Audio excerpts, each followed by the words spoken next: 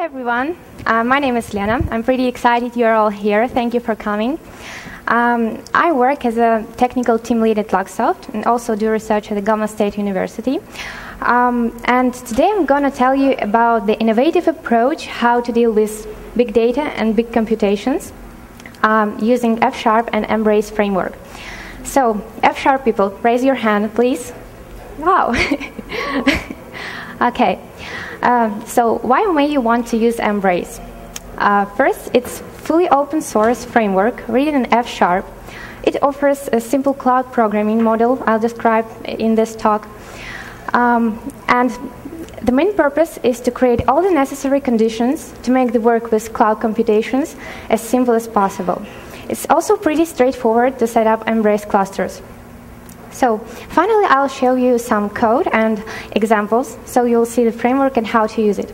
Let's start. Okay, I'm assuming that you're familiar with F# syntax. It's pretty easy. And here is a small practical example for you to feel the nature of cloud computations. What this code does is finding the longest web page from the list of given URL addresses. If we go through this code line by line, you'll see the max content length function. Its body is wrapped in the cloud block. And inside we have a set of jobs which are calculating the content length of each web page from the input array. Then we're executing these jobs in parallel in the cloud. And finally, we're returning the maximum value of all the results we got. This example is pretty simple, just for illustration, but in real life, we'll have a much bigger list of input data. So this code looks almost like normal code we usually write, but it does difficult and machine effort-consuming computations faster by doing them in the cloud. And here, all the distribution work is performed in the background. So no matter how difficult or resource-consuming the task is, it is spread across your worker machines behind the scenes in the background. And all the tricky things, like the strategy of how the work is distributed, balancing the pressure between worker nodes, and gathering the results back from the cloud to the client, all these tricky things are happening, are hidden from the user and implemented inside MBrace framework. So, how is it possible? It is because of F# computation expressions feature. And it allows the user, us software engineers, to be concentrated on our main code logic. And MBrace uses this feature to abstract away from handling side effects work by doing some additional work in the background behind the scenes. So like here, if the code is executed somewhere else than on your local machine in the background, it is a side effect. Other examples of side effects are laziness, asynchronicity, some non-predictable, non-deterministic behavior. And generally, when the code is executed in a way that is different from the normal way, behind the scenes in the background, it is a side effect. So MBrace uses this mechanism to perform the distribution. So before diving into all the features and opportunities we have with MBrace framework, it would be interesting to lift the veil of what happens inside it. So remember the cloud block that was wrapping our function. If we look inside the framework, its name is the same as the name of the instance of Cloud Builder class. Usually, Builder class contains methods for dealing with side effects. In our case, we have Cloud Builder class, which contains methods that contain logic for distributing the work across our cloud clusters. Okay. Each method of the Builder class takes operation and continuation and uses them inside the body to perform the distribution. If we look through the workflow, it is like following. When the compiler makes the keyword with an exclamation mark, for example, let with exclamation mark, it triggers the call to bind method. Inside bind, the distribution occurs. And finally, we get the result of deferred execution in the generic wrapper type cloud of T. And when the results are ready for usage, they are unwrapped from the generic cloud of T wrapper type to the concrete type T.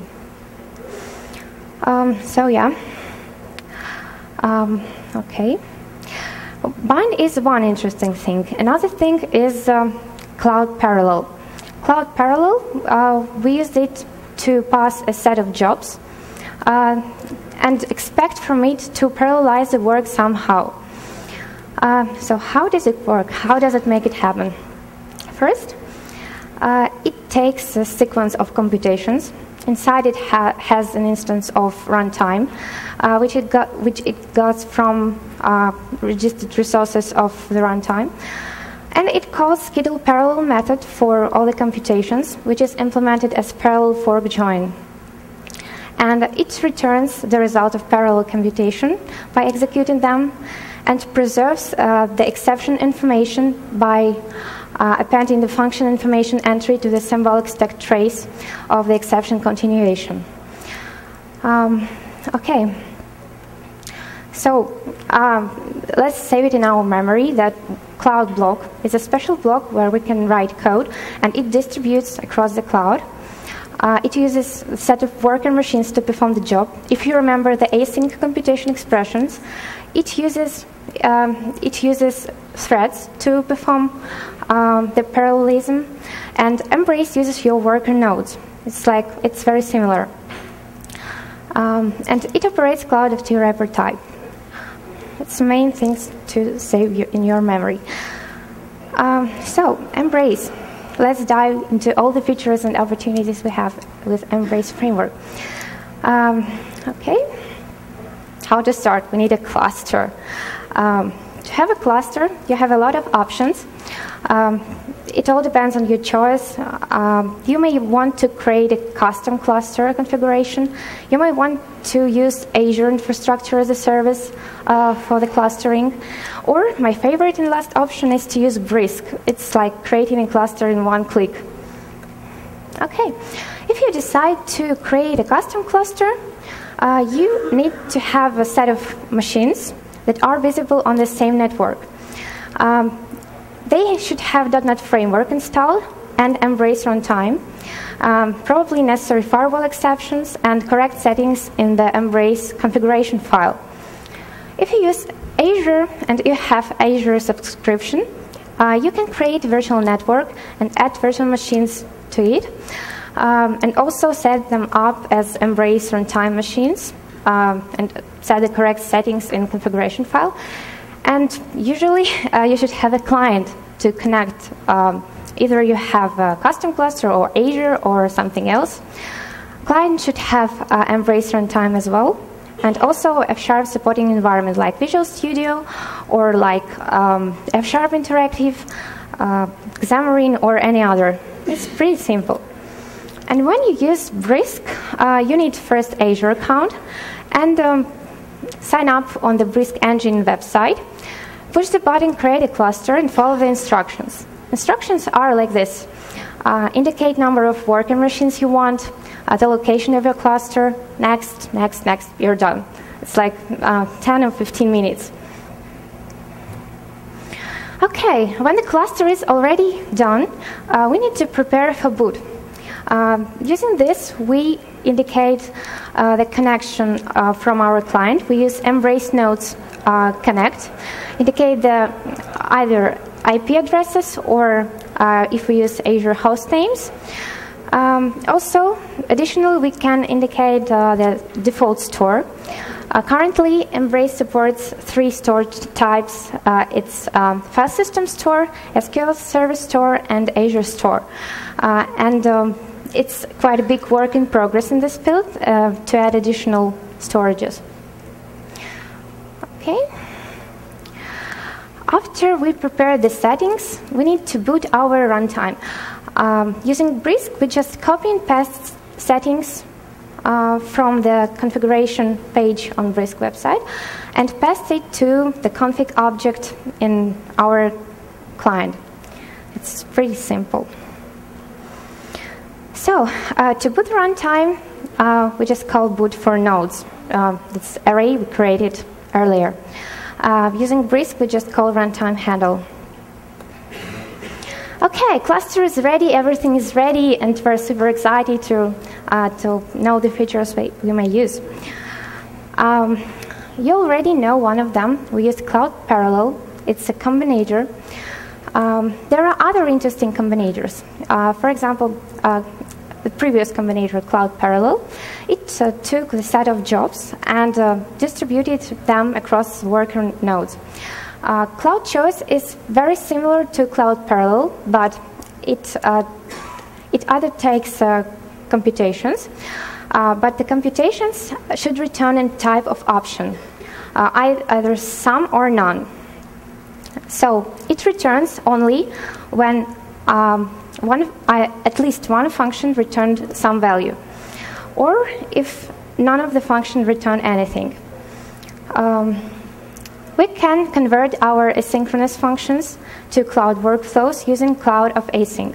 It is very useful when you have a lot of functions and want to use it in the cloud. It's really helpful. And other combinators like Cloud Raise, Cloud Catch for raising and catching exceptions, Cloud Dispose for disposing cloud resources, Cloud Ignore for ignoring the results of computations, and other. MBrace is fully open source, so you can just open GitHub and look up what else there is. Okay. So far, I spoke only about cloud computations, but there is also cloud data. How to distribute data entities across the cloud. The most simple way is to use cloud cells. Cloud cells is a way to persist data entities and the underlying data store in a mutable way. So, for example, if we have some local data, we can call cloud cell.new and get an immutable reference to it and use it anytime later. So, I need to mention that cloud cells are cached on each worker node for performance. Okay. Also, if you have a large collection of objects, it would make sense to use cloud vectors. It is a partition data structure. So, for example, you can create a cloud vector from your local array and indicate the number of bytes you want to each chunk to be divided in. Okay.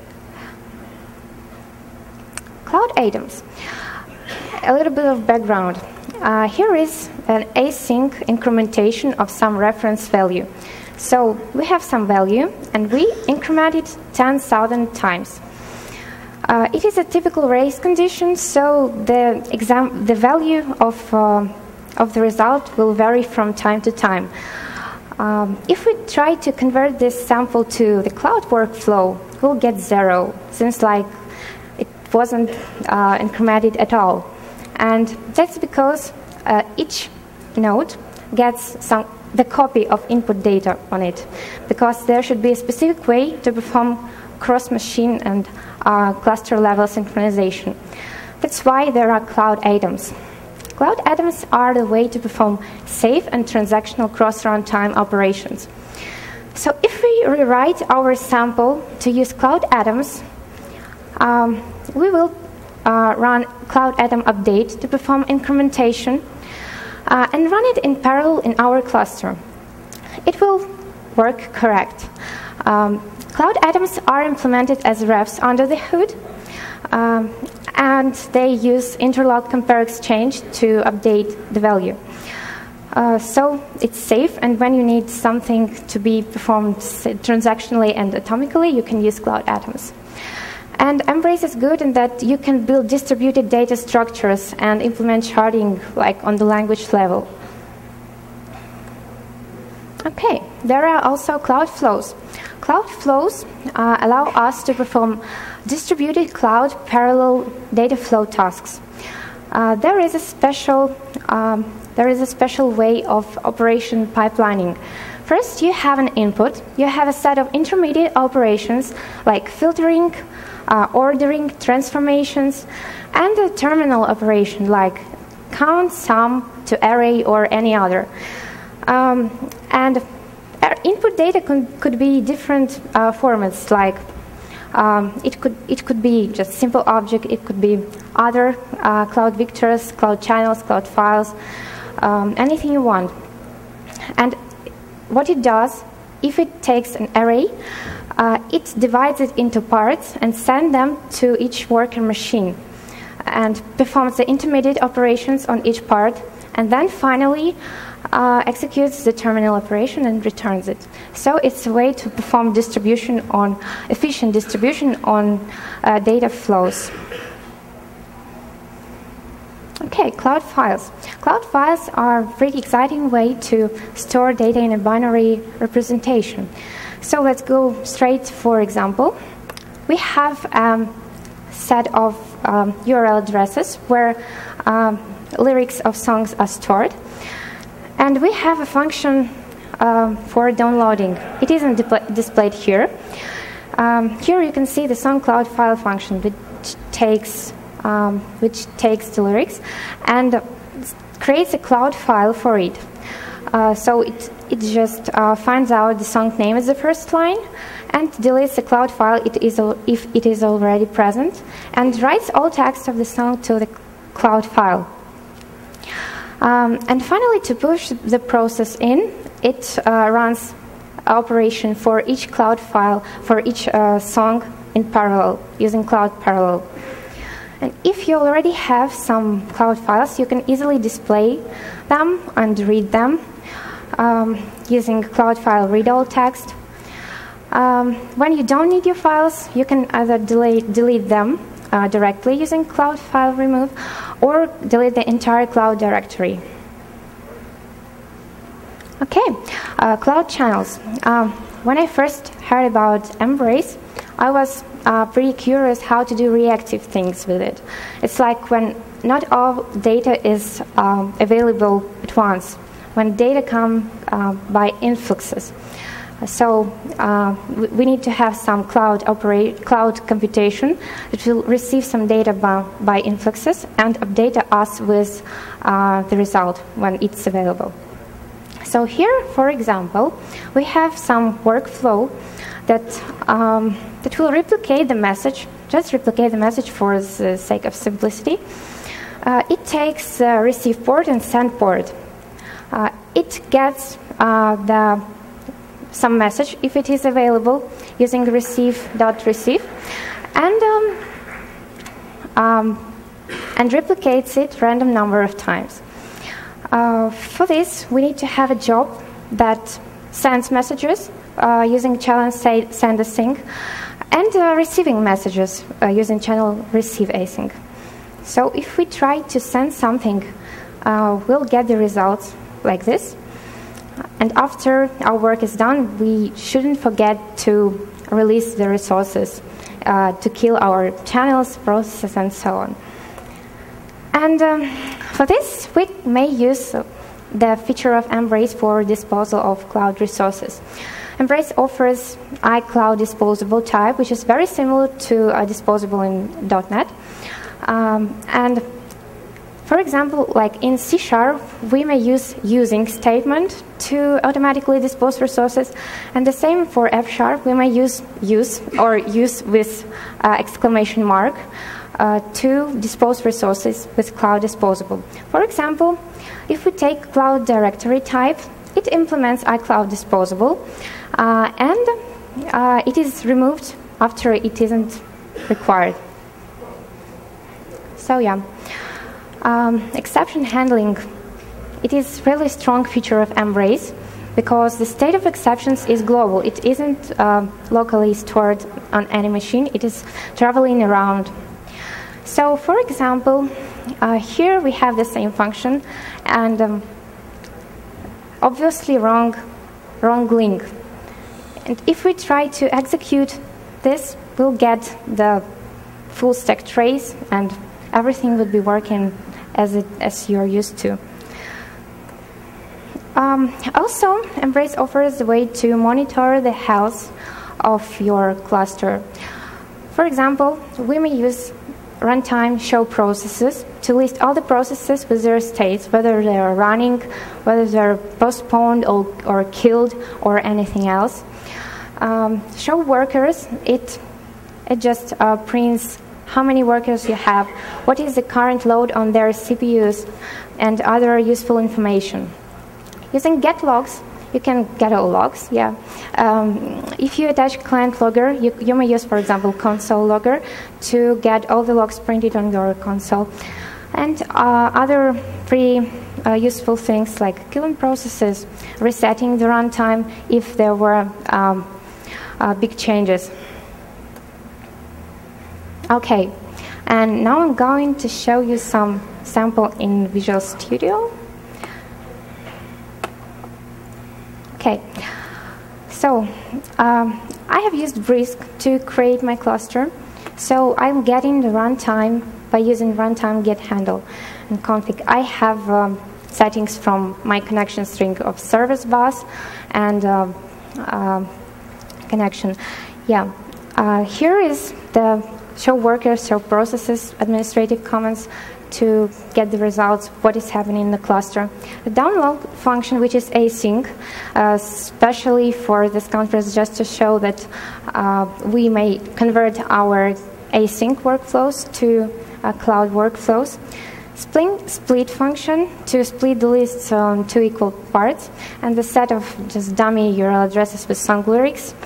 Some restricted words that we're going to filter out. And the most interesting is MapReduce cloud workflow. It is recursive. It takes 4 parameters: map function, reduce function, identity, and input list. It is wrapped inside a cloud block. It uses pattern matching inside to check whether input is empty. If input list is empty, it just returns the identity. If input contains one single element, it applies the map function on this value and returns the result of deferred computation if it is ready. It unwraps it to concrete type T. If the list contains a lot of values, if it is not empty, we're getting the left and the right part of it. Then, this is a tricky part. We have a statement of 2 calls to MapReduce function for the left part and for the right part. This operator is cloud parallel. It's an operator that's shortcut for cloud parallel. So we execute MapReduce for the left part and the right part in parallel. And then, when the results are ready, we just call reduce for them. Here, in our sample, I have a map function that takes the URL address of the song. It converts it to the cloud expression using cloud of async, downloads the lyrics. Then it counts the number of restricted words. Then we are finding out the first line, which is just name of the song, and returning the couple of song name and the restricted word count. In reduce function, we're taking the results from map and gathering them together, and sorting them by count of restricted words and converting them to array. And finally, we're creating the process with MapReduce, passing our map function, our reduce function, and the list of URL addresses. And just we want to execute it.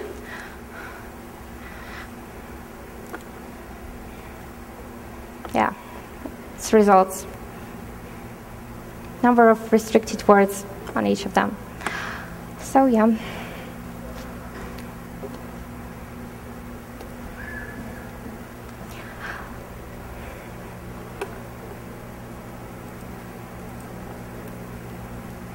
We already seen that. If we compare MBrace to Hadoop, for example, this is not mine. I took it from the conference MBrace guys gave some time ago. There are benchmarks they performed on the small clusters and on the large clusters, and they're pretty successful. It is on 2013 year, so now there is a much more up-to-date version of MBrace, and the results can be even better. I didn't done benchmarks, but you can go this link and check it by yourself. Okay, today I told you about the cloud computations and distributing the cloud data across the cluster using F# and MBrace and the functional approach to it. So you learned what is the cloud block, how it works inside, how the code is distributed, and what features you may want to use in MBrace. Also, you already know how to create a cluster, and it's pretty easy. You can try it by yourself. Here is also a list of useful resources. It's linked to MBrace website. Let me open it just. It has just definition of what is it, trainings and support features, and there was a link to, here are developers of MBrace framework. They are very smart and friendly, and you can ask them questions, and of course you can ask me questions about this. If we open this on GitHub, here is a very useful MBrace starter kit. It has a lot of samples. Just go to the Azure directory, hands-on tutorial, and there are a list of very smart samples on, for example, Hello World, Cloud Parallel, everything you want, and very highly loaded tasks. So yeah.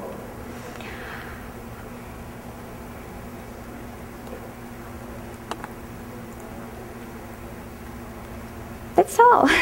Thank you for coming.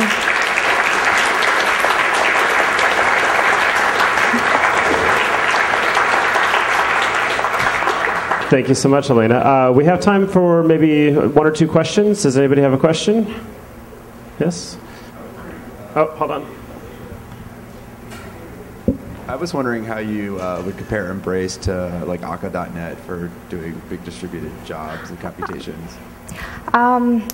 Compare Akka.net and MBrace. Actually, I didn't use Akka until this workshop. So I think it would be quite interesting to compare how can we combine or maybe compare them. And it's a research topic, I think so. One more. How do you handle the case where one of the asynchronous tasks fails? Is there an easy way to do sort of recovery or restart the task or something like that? Recovery, you can implement it. The framework is still in development, and so if the process is failed, you get an exception. Or what kind of failure do you mean?